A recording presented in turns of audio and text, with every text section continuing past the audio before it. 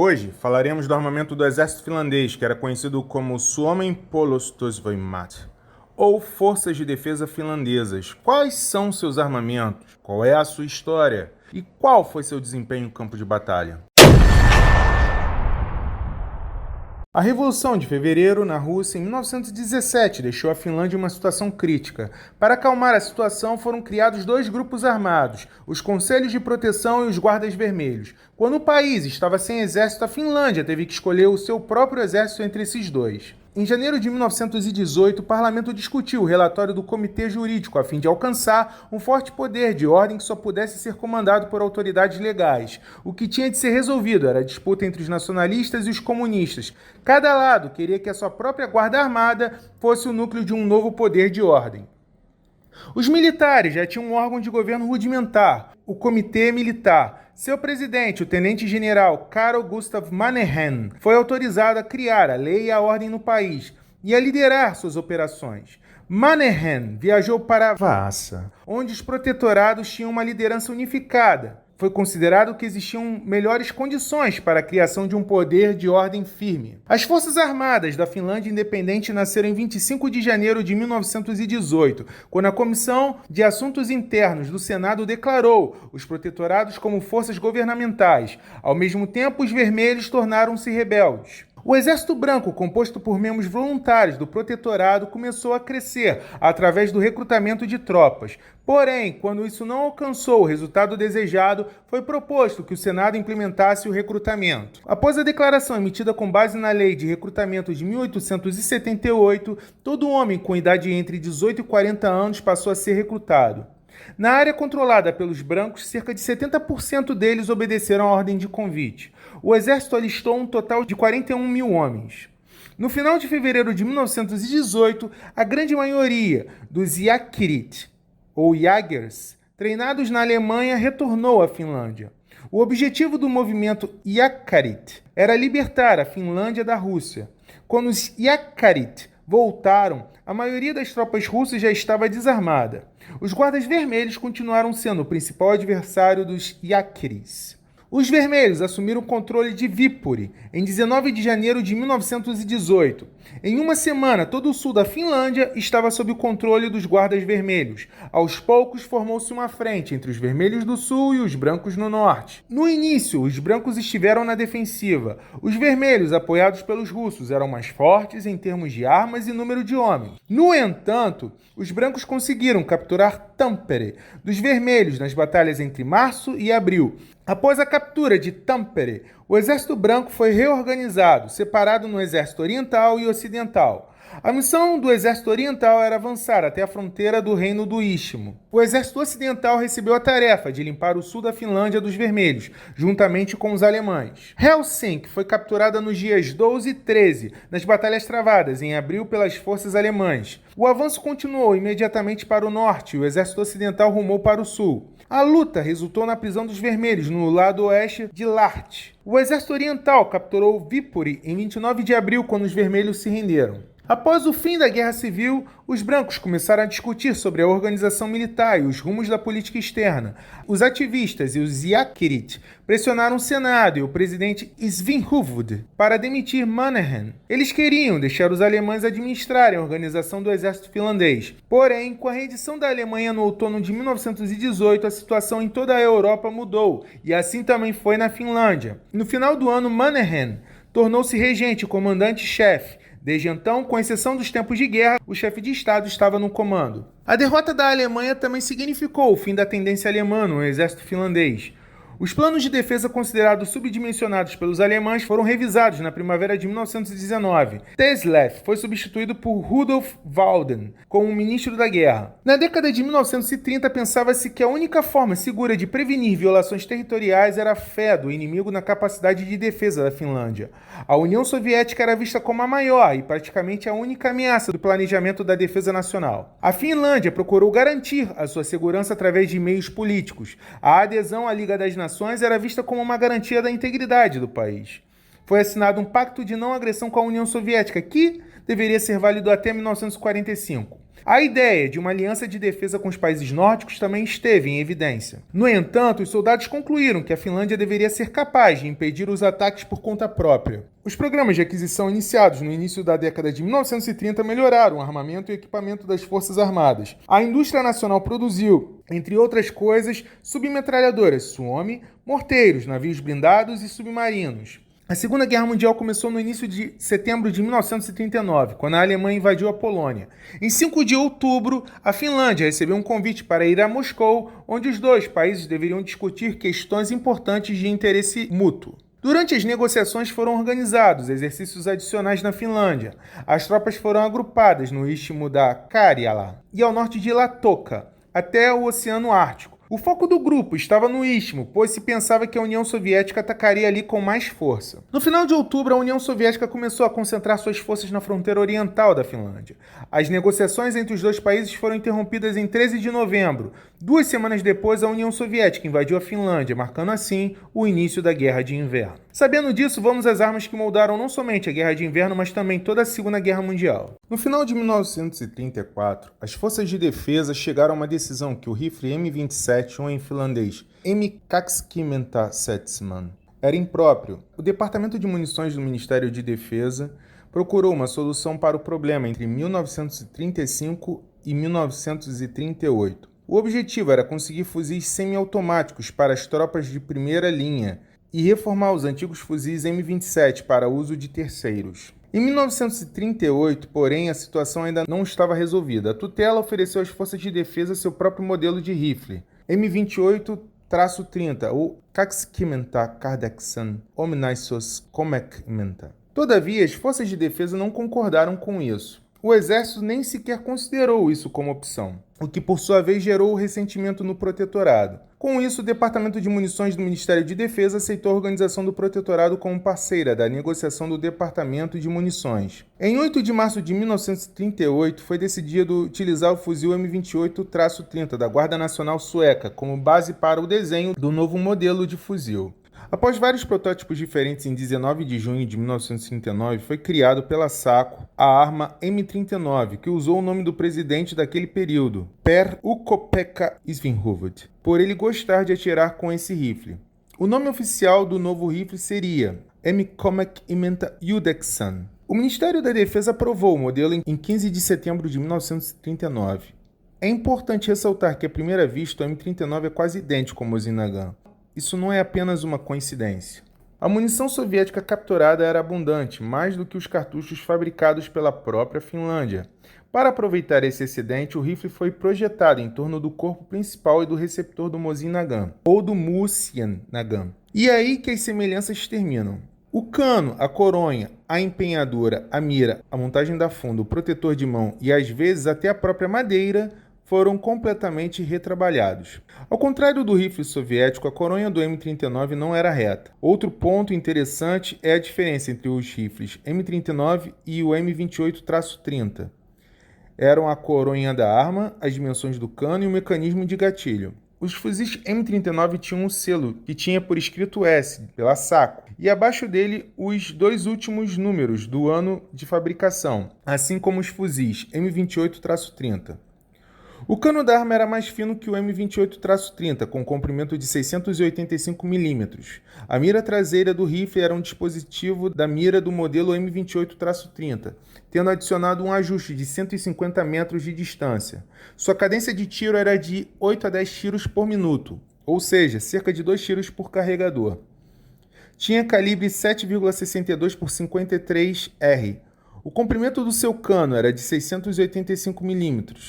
O comprimento da arma de 1,187 mm e fazendo uma distância de 500 a 800 metros.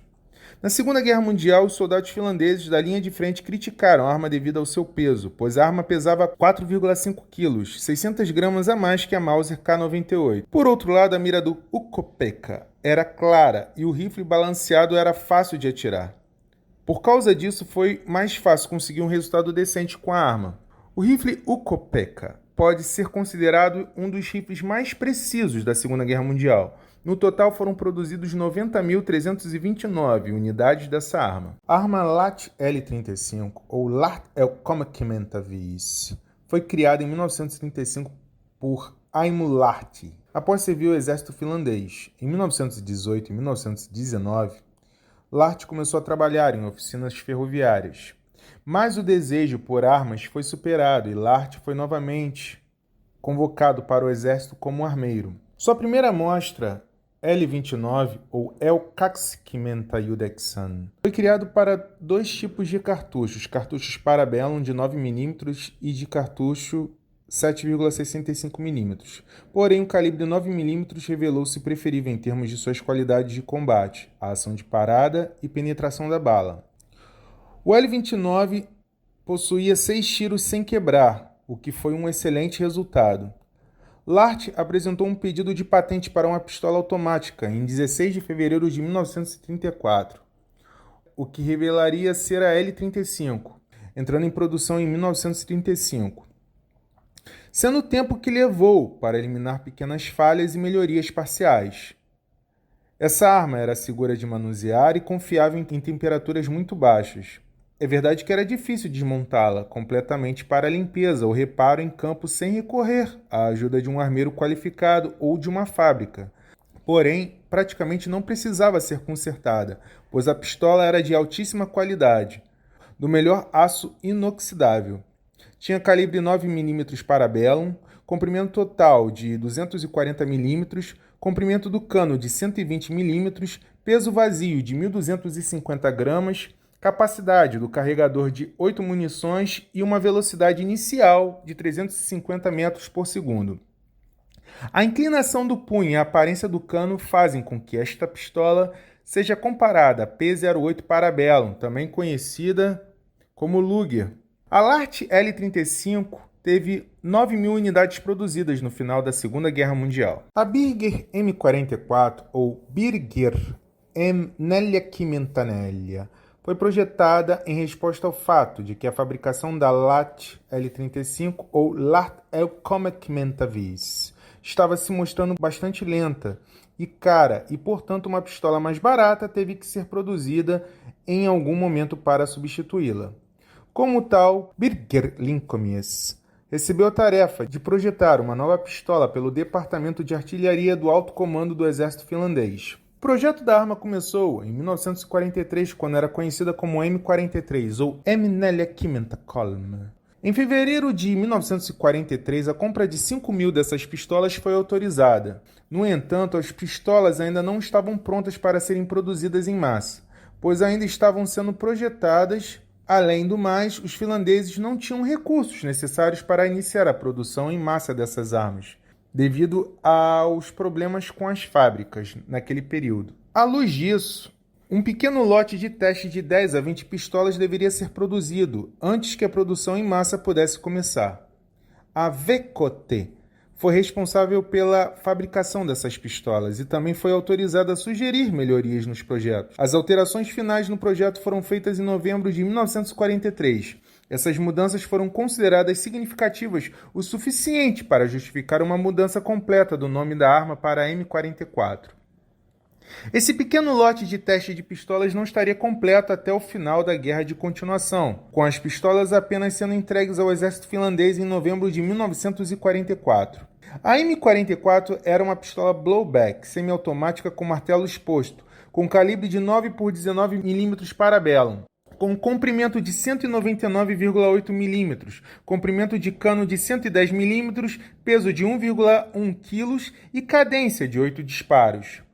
Diz-se que a arma se assemelha vagamente à Walther PPK, com sugestões de design retiradas de uma variedade de pistolas produzidas na mesma época, como o gatilho copiado de um TT-33 ou TT-33. A submetralhadora Suomi KP-31 ou Suomi Konepistoli Komekimenta Uiksi provou ser uma arma de fogo finlandesa fundamental que inspirou a PPSH-41 soviética, a submetralhadora mais produzida na Segunda Guerra Mundial. Essa arma de fogo era a Suomi KP-31, às vezes listada como modelo 1931, criada em 1921 por Aimo Lahti. Essa arma, que tem mais do que uma semelhança passageira com a arma de fogo que tanto influenciaria, notadamente, a coronha de madeira e o carregador de tambor de 71 tiros. Embora o PPSH-41 fosse conhecido por ser uma arma confiável que conquistou o respeito daqueles que o carregavam,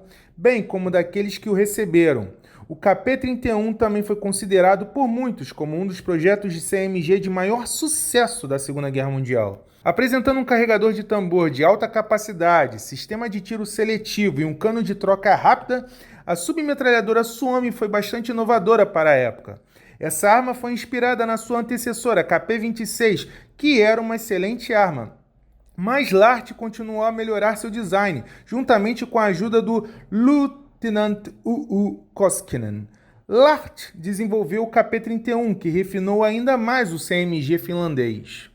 Tal como acontece com o KP-26, ele tinha um cano dentro de uma camisa de resfriamento e uma capa de resfriamento perfurada. Enquanto a arma anterior era alimentada por um carregador curvo, o novo design era alimentado por um carregador de caixa reta ou de tambor que podia conter 71 cartuchos.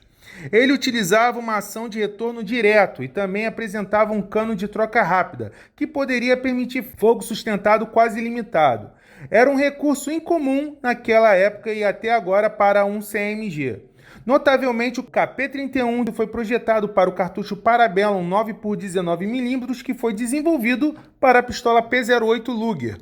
Esse é o mesmo cartucho usado no mencionado MP18 SMG. Tinha um peso de 4,6 kg, comprimento de 870 mm, comprimento do cano de 314 mm, sua cadência de tiro era de 750 a 900 tiros por minuto, sua velocidade de 396 metros por segundo, com um sistema de alimentação de 20, 36 e 50 cartuchos. Sabe-se que havia 4.000 unidades na Guerra de Inverno. Indiscutivelmente, forneceu um CMG um pouco mais de poder de parada. O KP-31 tinha um alcance efetivo de 200 metros. Carregado, puxando a alça para trás, um soldado poderia operar o KP-31 com uma carabina, usando a mão direta para trocar o carregador e carregar a arma enquanto mantinha pronta com a mão esquerda. O KP-31 foi atualizado no final da Segunda Guerra Mundial com a adição de um freio de boca, que ajudou a facilitar o controle do fogo totalmente automático. As submetralhadoras KP-31 foram fabricadas pela Tikhakovsky OI durante a Guerra de Inverno, quando a União Soviética invadiu a Finlândia. As capacidades do Suomi KP-31 pareciam ter apanhado o Exército Vermelho de surpresa, tanto quanto a tenacidade e determinação da Finlândia.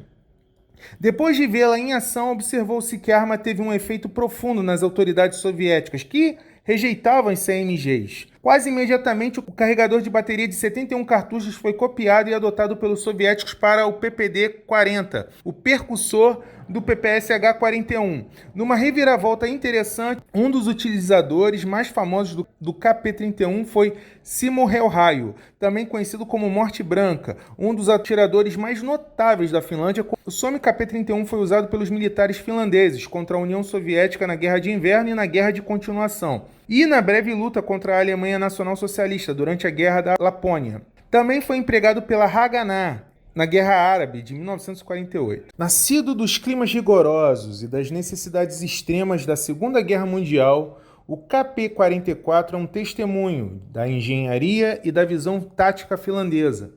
Também conhecido como Konepistolei Malli Tuhat Yudeksan Satanelia Komentanelia. O design e o legado duradouro da Suomi KP-41 é uma arma que continua sendo um ponto de interesse tanto para historiadores militares quanto para entusiastas de armas de fogo.